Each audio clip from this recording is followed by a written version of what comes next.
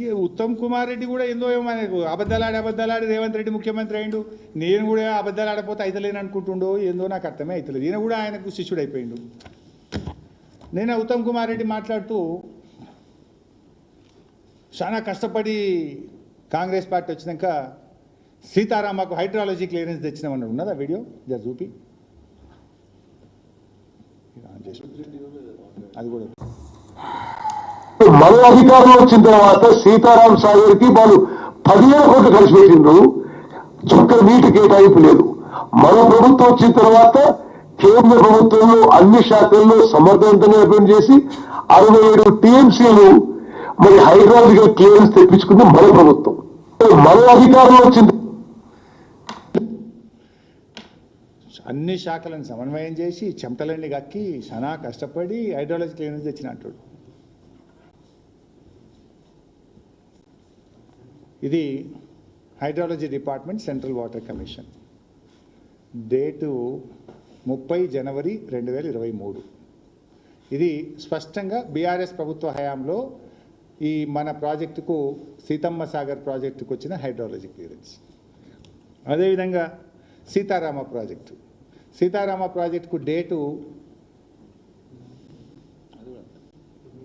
28/9/2021 అనుకుంటా. ఇందులో కూడా హైడ్రాలజీ క్లియరెన్స్ సీతారామకు 65 టీఎంసీలతోని బీఆర్ఎస్ ప్రభుత్వంలోనే వచ్చిన హైడ్రాలజీ క్లియరెన్స్. ఇంత స్పష్టంగా ఉంటే మేము హైడ్రాలజీ తెచ్చిన అంటాడు. బీఆర్ఎస్ హయాంలో మొత్తంగా చూస్తే ఈ సీతారామ లిఫ్ట్ ఇరిగేషను సీతమ్మ సాగర్కు ఇప్పటి వరకు 27 అనుమతులు వచ్చినాయి. ఇది పేజ్ 1, ఇది పేజ్ 2, ఇది పేజ్ 3. 27లో 25 బీఆర్ఎస్ హయాంలోనే వచ్చినాయి. 25 ఏమేమి అనుమతులు చదివితే టైం వేస్ట్ అవుతుంది, అన్నీ ఉంటాయి ఇలా.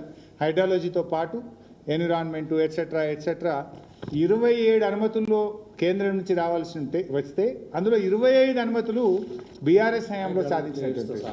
హైడ్రాలజీది అయితే మేమే తెచ్చినాం, దాని కాగితం కూడా నేను మీ అందరికి కూడా షేర్ చేస్తా. ఉత్తమ్ కుమార్ రెడ్డి గారికి కూడా పంపించండి వాట్సాప్లో, నేను కూడా పంపిస్తా. ఇకపోతే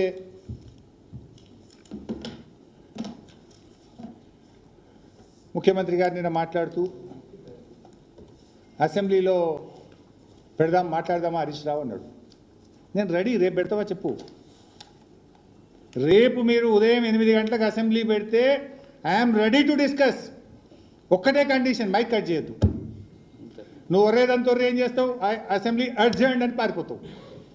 నీకు దమ్ము ఉంటే ధైర్యం ఉంటే ఒక్కరోజు కాదు మిస్టర్ రేవంత్ రెడ్డి, నెల రోజులు పెట్టి నేను రెడీ. మాట్లాడదాం, 15 రోజులు కృష్ణా మీద మాట్లాడదాం, 15 రోజులు గోదావరి నది మీద మాట్లాడదాం.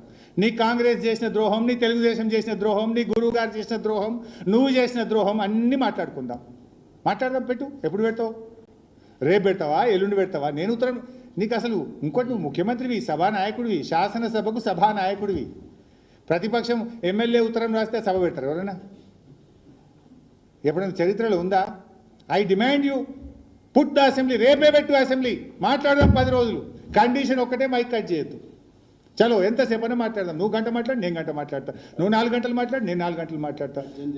అర్జెంట్ చేయొద్దు, హౌసు పారిపోవద్దు, గంతే నా కండిషన్. మాట్లాడదాం, రేపు పెడతావా పెట్టిగా. ప్రజెంటేషన్ నువ్వు చేయి, నేను కూడా ప్రజెంటేషన్ చేస్తాను. మాకు కూడా మైక్ ఇవ్వాలి, మాకు కూడా ప్రజెంటేషన్కి అవకాశం ఇవ్వి. చాలా రాష్ట్ర ప్రజలందరికీ తెలవాలి ఎవరి నీతి ఏందో, ఎవరి నిజాయితీ ఏందో. మాట్లాడుకుందాం. ఇవాళ మీ కాంగ్రెస్ ఎమ్మెల్యేనే చెప్పిండు కదా ఇవాళ పొద్దుగాల, అనిరుద్ రెడ్డి కాంగ్రెస్ పార్టీ ఎమ్మెల్యేనే బనకచర్ల విషయం మీద ఒక ఎమ్మెల్యేగా సూచన చేస్తున్నా. ఉత్తమన్న లెటర్లు రాసుడు కాదు, చంద్రబాబు కోవట్లున్నారు తెలంగాణలో. చంద్రబాబు కోవట్లున్నారు. ఎవరు ఆ కోవట్ అనేది అందరికీ తెలుసు రాష్ట్రంలో. ఎవరు కోవట్, ఇంక నానోటితో నేనెందుకు చెప్పాలి? బహుశా అనిరుద్ధి చెప్తేనే బాగుంటుంది అది.